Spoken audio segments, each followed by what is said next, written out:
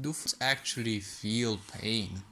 This was a nice question that I've seen several times, and most likely it's been asked by sensitive people. I've also seen this written on a forum page. See, being born in misery and being treated badly constantly always makes us feel a lot more towards the outside rather than feeling towards the inside. And well, while this question kind of doesn't have an easy answer, since I doubt scientists can actually prove you that fruits feel or don't feel pain, well, there is one simple point. See, fruits themselves don't have much of a nervous system like, well, all of us do, the so-called advanced life forms.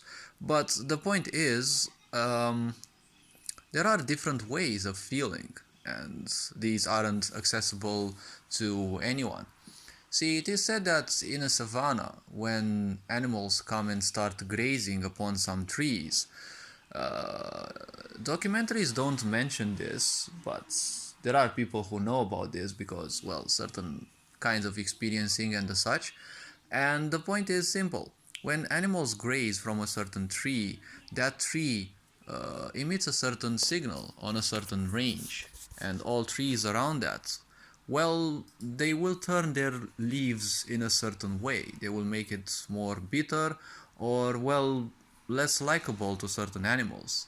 And this is a kind of alarm, like, the tree or the trees that are being grazed from will warn the other ones around that, there are animals that are eating us, right?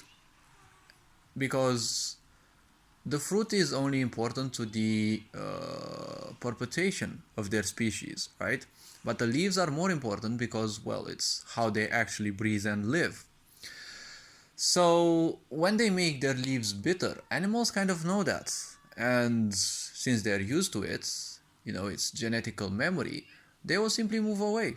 Sooner or later, they will move away. That's why they always graze in a certain place and they move away. So there are a lot of senses beyond us. Now, whether fruits would actually feel pain or not, this is not quite the question because, honestly, fruits were made there. See, nature has not directly made diseases. Diseases are there just as a sign that you're not using your vehicle, your physical body, in the correct way. But nature also placed the medicine there for all of us, right? It is within the fruits in most situations, and well, in other situations, in other parts, like in other animals, like fish, also have a lot of nutrients. But mainly, fruits are a very direct source, and plants in general, actually. Now, we don't know for sure if plants actually feel pain when you cut them.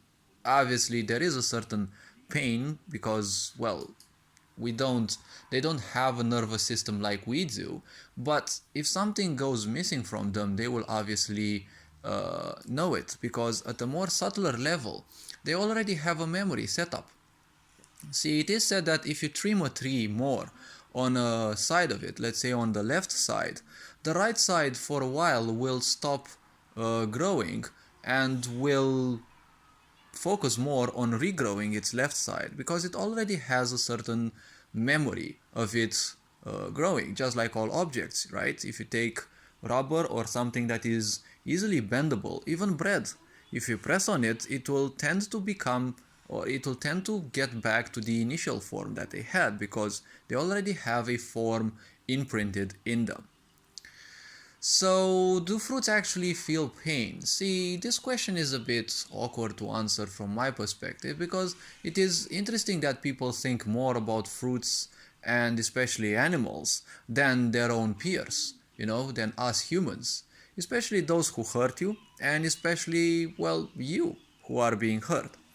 See, for such a question, at least once in your life, you could go a bit egotistical and say, see, they may feel or they may not feel pain, but the very simple point is you're not there to experience it.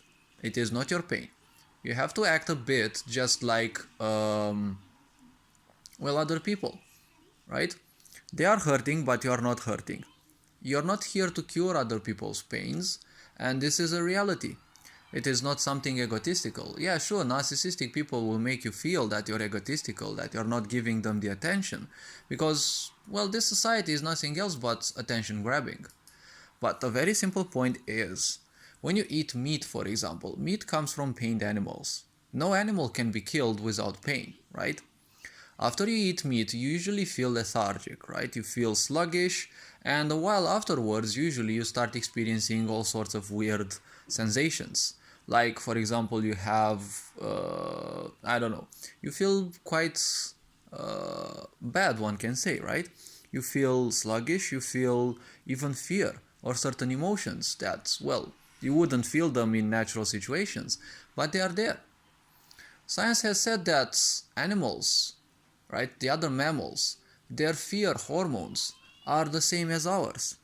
And funny speaking, the fear hormone is so stable, not even our gastric juice from the stomach can, well, let's say, process it. Well, not necessarily process it, let alone break it, right? So it remains a full structure. Once you eat the meat, that hormone of fear will enter your body and it will flow through your body for a while, and you will perceive it as if it is a fear of your own. So, meat in general doesn't make you feel too good, right? Well, it doesn't make you feel too good, so obviously it's not necessarily healthy. Sure, meat is always good to eat, especially if you're doing a lot of, let's say, if you're doing a lot of physical work and the such, and you're burning the meat quickly, obviously it's always gonna be helpful, right? Because ultimately, well, that's what it's supposed to be. Our ancestors would work the land a lot, and that means a lot of work. So they could afford eating a lot of meat because, well, they would burn the fats pretty quickly.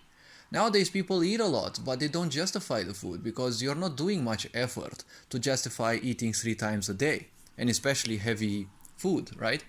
People would ask, what? Well, only a few people would ask if animals actually suffer, right? They always suffer if you're killing them, right? And they're always suffering if you're keeping them in captivity. And people would ask this instead of actually asking, why would you actually eat meat food, right? Because eating meat not only makes you sluggish, but it's always been a vessel for disease transmission. Now, what I'm speaking is not gonna be easily believable by others, but you see, meat is not necessarily a direct disease vector. But see, throughout time, there have been chemicals put into the meat that we would eat and any other food that we would have, processed food. And in time, those would affect our DNA and would make us less and less resilient to certain situations and certain viruses. And guess what? After a long time of tinkering with, well, the planet's people's DNAs, well, now suddenly come a whole range of these so-called pandemics, and a lot of people fell for it.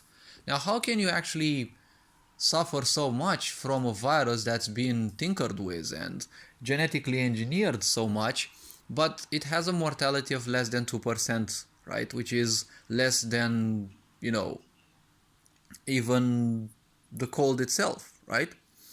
So the point is, well, tinkering with the DNA has been something done for a long time because all these things were hidden and, well, the foods were genetically engineered so that they would give you a good sense of taste, but ultimately they're not necessarily healthy, right?